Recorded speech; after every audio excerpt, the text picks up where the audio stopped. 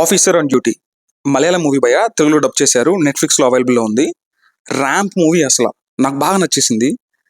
మలయాళం మూవీస్లో కొన్ని మూవీస్ ఎలా ఉంటాయంటే షార్ట్ ఫిల్మ్ స్టోరీతో 2.5 hours మూవీ తీస్తారు, సాగదీస్తారు. అన్నీ కాదు, కొన్ని. బట్ ఈ మూవీ మాత్రం బాగా తీశారనిపించింది.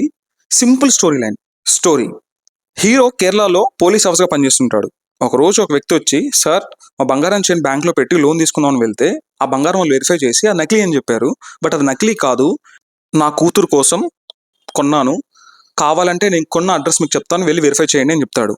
సో అక్కడ జ్యువెలరీ షాప్ నుండి కంప్లీట్ యూటర్న్ తీసుకొని స్టోరీ ఇంకొక లైన్లోకి వెళ్తుంది.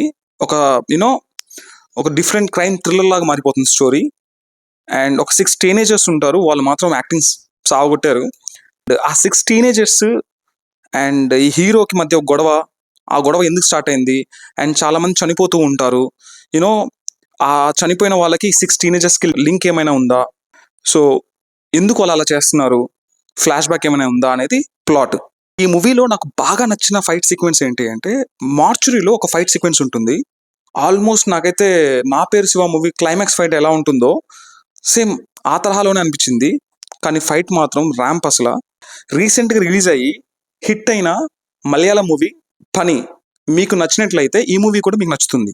ఈ మూవీలో డ్రగ్స్ అండ్ సెక్సువల్ అబ్యూస్ వాటి మీద కూడా రన్ అవుతుంది. సో మీరు ఫ్యామిలీతో చూడలేరు ఈ మూవీని. డీసెంట్ మ్యూజిక్ ఇచ్చాడు జేక్స్ బిజాయ్. నా రేటింగ్ ఈ మూవీకి for 10 it can be 7. Finally ఒక మంచి సస్పెన్స్ క్రైమ్ థ్రిల్లర్ మూవీ చూడాలనుకుంటే హ్యాపీగా చూసేయండి. ఫ్రెండ్స్, మీరు వీడియోస్ చూస్తున్నారు కానీ సబ్స్క్రైబ్ చేసుకోవడం లేదు. మై హంబుల్ రిక్వెస్ట్, ఇలాంటి రివ్యూస్ కొరకు, మూవీ అప్డేట్స్ కొరకు kindly please subscribe our YouTube channel Review Ticket. See you again. Thank you.